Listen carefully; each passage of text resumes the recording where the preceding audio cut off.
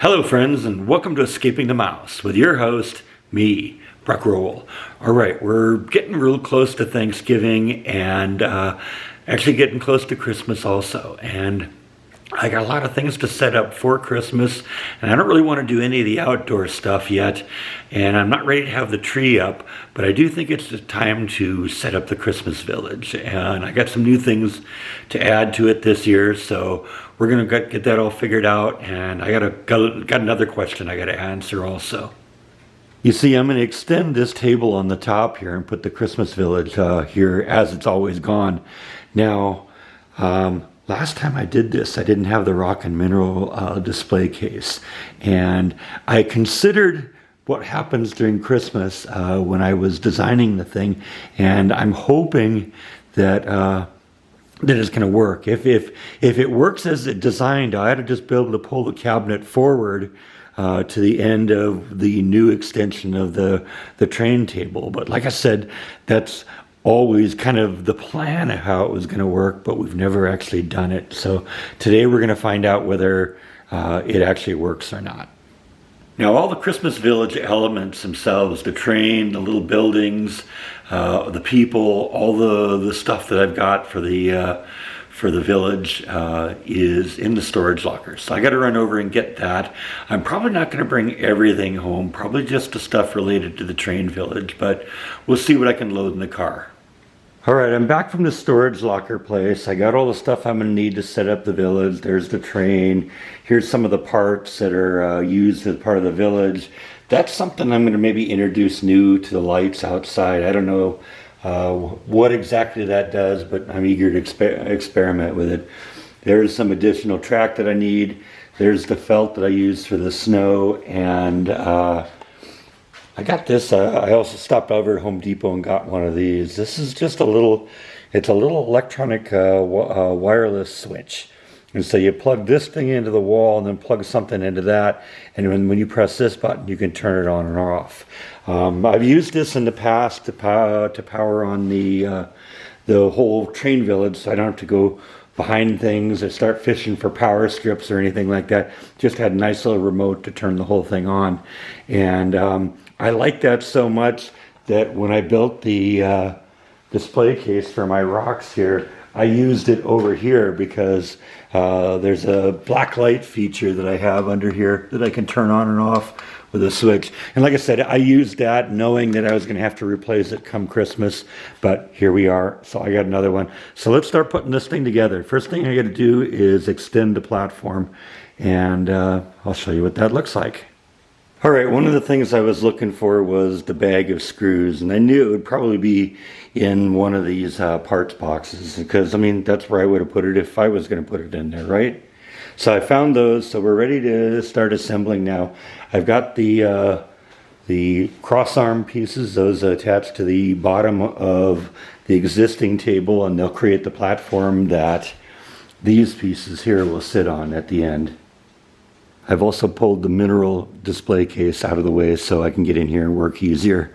We'll push that back into position once everything else is ready to go. All right, a little bit of time has passed by now. I got the track put together. I got got it all wired up. The switches are working now, so I can. I've hooked up the remote control so we can turn everything on. And like I said, I can switch the tracks now if I want. That one does that one does that one, and the train itself is working, so that's a good thing. So we've done a successful run around the track now. The train works. I think the next thing I got to do is deal with these buildings.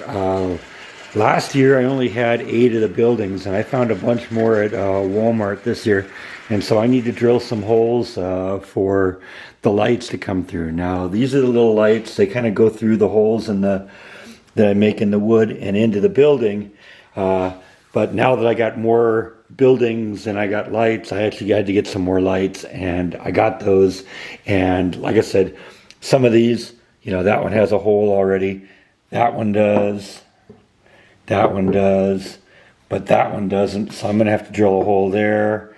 So there's about 4 new buildings. Actually, I got 5 new buildings, but I accidentally goofed and got two of the same thing. So, and then almost just broke another one there, almost.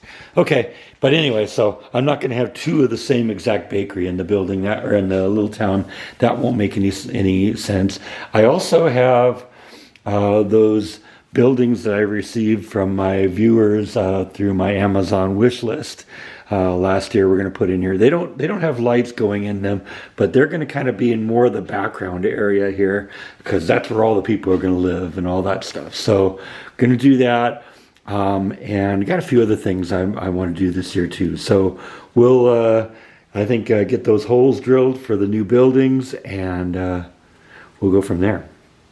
All right, I got all the little village buildings into place. I drilled 4 more holes for the lights, and basically then you just put the little building over the top of it. And it's really cool. There's little holes where the windows are, and it looks like there's lights on in the building. And of course, I got this little dimmer thing that I've used in the past, so I can, go full strength or go half strength and whatever, and make it look a little more natural. Because sometimes you get too much light in there, it looks unnatural. But I think that's getting pretty much there now. I think the next step for me is I got to put the felt down. You may be asking, why did you hook all this up and get this all ready before you get the felt down when you just got to take it up and put the felt down again? I had to drill the holes. I had to kind of get everything into position. I had to do the wiring because there's wiring that goes to each of the switch tracks, and those have to be routed through to the switcher over here and the power supply over here. So had to get that all taken care of first, but now that we got it more or less all together, I'm going to put the felt down and then we can start really assembling the village. All right, so I got all the buildings pretty much inhabited at this point, put into place. I haven't put the people out yet, but I've also done something I haven't really done a lot of in the past. Every time I go to the rock and mineral shop, in addition to the stuff that I end up walking away with, they always give me what they call a lucky scoop. Now, a lucky scoop is basically, it's a bunch of little rocks and pebbles that they have in a little treasure chest, and you get a little bit of a scoop, and they give you a little bag of this kind of stuff. Well, I've gotten a bunch of things over the years, and I decided this year that I'm actually going to integrate it into the village itself. So, I got different types of rocks spread around the town.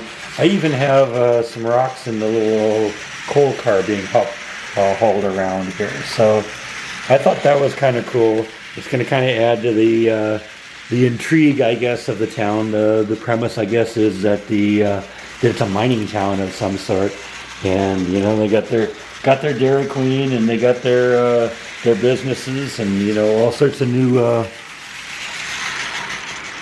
buildings and the likes. The bookstore I think is new. I think that one's new. The school's old. But yeah, I think it's kind of come together here. This is what the village is going to be. Like I said, I still got to inhabit it with people, and we'll put them in there, but we've got the start of our Christmas village. And by the way, the rock and mineral display case worked perfectly under there. I just pulled it out and it works just as well there.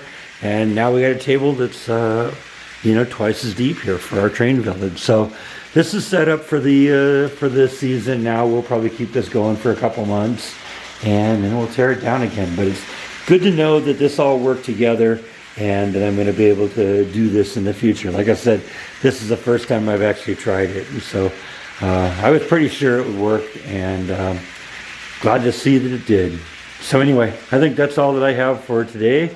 Thank you as always for watching, and I'll see you next time on Escaping the Mouse. Good night.